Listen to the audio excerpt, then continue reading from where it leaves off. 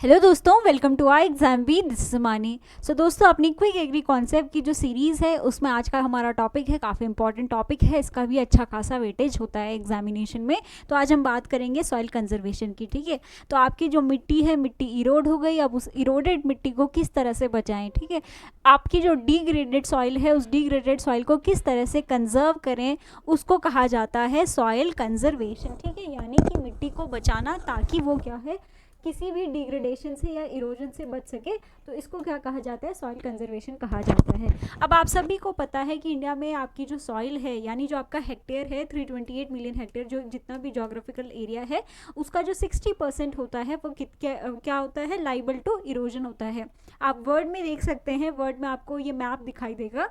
तो यहाँ पर आप देख सकते हैं जो लैंड का कैटेगराइजेशन है, यानी जो सॉइल है, सॉइल में आप ये देख सकते हैं, ये मार्क्ड, ये ब्राउन ब्रिक मार्क्ड जो आपका एरिया है, that is of very degraded soil. फिर आप ये देख सकते हैं डिग्रेडेड सॉइल, ये भी आपका अच्छा खासा एरिया है जो क्या है, डिग्रेडेड है। ठीक है, तो ये आप देख सकते हैं यहाँ पर जो एरिया है कितना डिग्रेडेड है। ठीक है, अब आगे हम देखते हैं कि कितना जो सॉइल कंजर्वेशन है उसके बारे में हम जानेंगे। तो जो आपका 328 मिलियन हेक्टेयर एरिया है, जोग्राफिकल एरिया, उसका जो 68 मिलियन हेक्टेयर है वो क्या है, क्रिटिकली डेंजर्ड है, जबकि जो 107 मिलियन हेक्टेयर एरिया है वो क्या है, सीवियरली इरोडेड एरिया है। ठीक है, तो अभी मैंने आप लोगों को जिस तरह से बताया कि जो जोग्राफिकल एरिया है उसका उसमें से 68 मिलियन हेक्टेयर क्या है, क्रिटिकली डिग्रेडेड है, वाइल जो आपका 107 मिलियन हेक्टेयर एरिया है वो सीवियरली इरोडेड है। Okay, it includes all the measure that helps in protecting the soil from erosion and exhaustion. तो जो भी आपका क्या होते हैं, जितने भी मेजर्स हम अप्लाई करते हैं सॉइल को प्रोटेक्ट करने के, कंजर्व करने के, वो सब आपके इसमें आते हैं, सॉइल कंजर्वेशन में आते हैं। It has been estimated that 2/3 of our arable land needs conservation measures. Okay, तो जो आपका 2/3 एरिया है उसको क्या चाहिए, कंजर्वेशन की ज़रूरत है, ऐसा माना गया है या ऐसा अनुमान लगाया गया है। अब हम किस तरह से जो लैंड है उस लैंड को कंजर्व कर सकते हैं, तो सबसे पहले आते हैं आपके एग्रोनॉमिकल मेथड्स। एग्रोनॉमिकल मेथड यानी कि वेरियस आपकी जो क्रॉप, जिस तरह से आपकी क्या करते हैं, क्रॉपिंग करते हैं, वो किस तरह से जो सॉइल है, सॉइल को कंजर्व कर सकती है।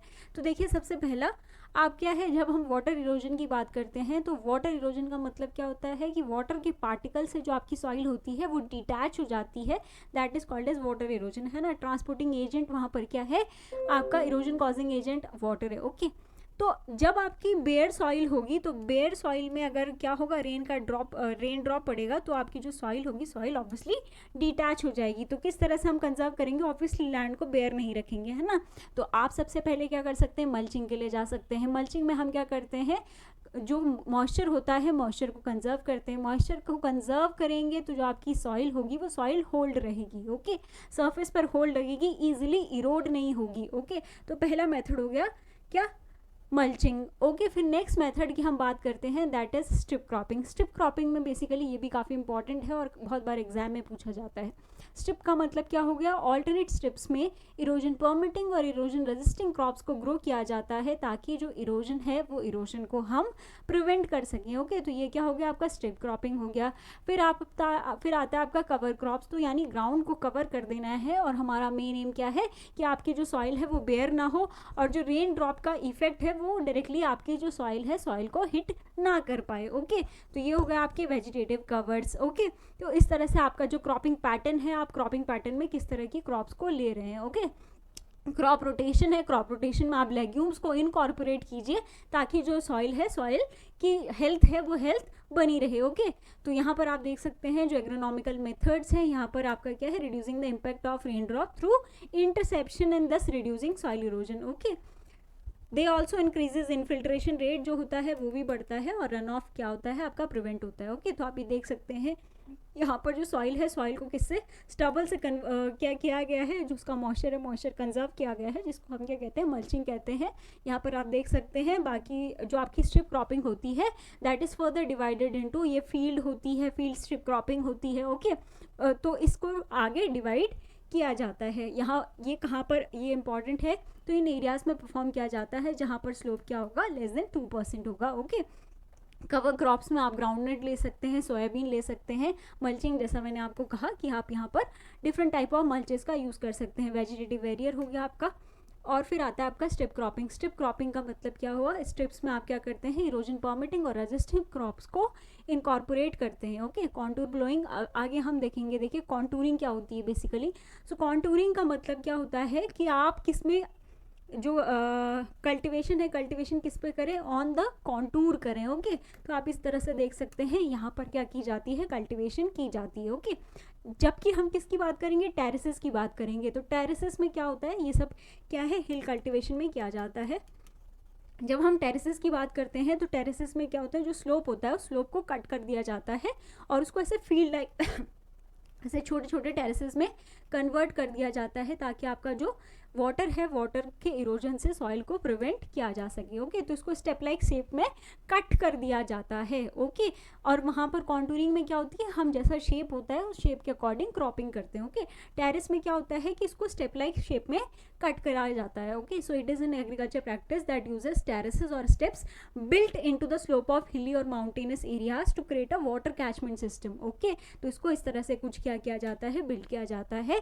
यहाँ पर क्या होता है, जो रेन वाटर होता है वो न्यूट्रन कैरी करता है और एक टेरेस से नीचे दूसरी टेरेस में ये पहुंच जाता है। ओके, अब नेक्स्ट मेथड आता है आपका bench terracing. Bench terracing usually वहाँ पर किया जाता है जहाँ पर जो सॉइल में जो स्लोप होता है बेसिकली, तो हिल स्लोप आपका कितना होता है, 16 to 33% का आपका स्लोप होता है। ओके, अब यहाँ पर क्या किया जाता है कि एक साइड से लैंड को एक्सकेवेट किया जाता है, दूसरी साइड से फिल कर दिया जाता है, ताकि जो आपका टेरेस है, टेरेस का जो लेवल है वो लेवल मेंटेन रहे और उसमें रन ऑफ ईजिली ना हो पाए। ओके, तो आपको याद क्या रखना है कि 16 to 33% का अगर स्लोप होगा तो उसमें कौन सी मेथड अप्लाई किया जाता है कंजर्वेशन का, तो दैट इज बेंच टेरेसिंग। और यहाँ पर क्या किया जाता है, एक साइड से एक्सकेवेट किया जाता है, दूसरी साइड उसको फिल कर दिया जाता है। ओके, तो यहाँ पर आप देख सकते हैं that involves creating a step like fields along the contours of the land through combination of cutting and filling करते हैं हम। ठीक है, तो एक साइड से कट करते हैं, दूसरी साइड फिल करते हैं। ओके, तो यहाँ पर देखेंगे requires cutting into the slope on one side and using the excavated soil to fill the terraces on the down hill side. Okay, तो ये क्या हो गया, आपका बेंच टेरेसिंग हो गया। यूजुअली कहाँ पर किया जाता है, जहाँ पर आपका जो स्लोप होता है दैट इज 16 to 33% के स्लोप में ये बिल्ड किया जाता है। ओके, तो ये कुछ आपके क्या है, सॉइल के कंजर्वेशन के मेजर्स हैं जो कि अप्लाई किए जाते हैं सॉइल को इरोजन से प्रिवेंट करने के लिए। चलिए इस वीडियो में इतना ही। आई होप आपको वीडियो अच्छा लगा हो। वीडियो अच्छा लगा हो तो चैनल को लाइक कर दीजिए, सब्सक्राइब कर दीजिए और don't forget to subscribe our channel.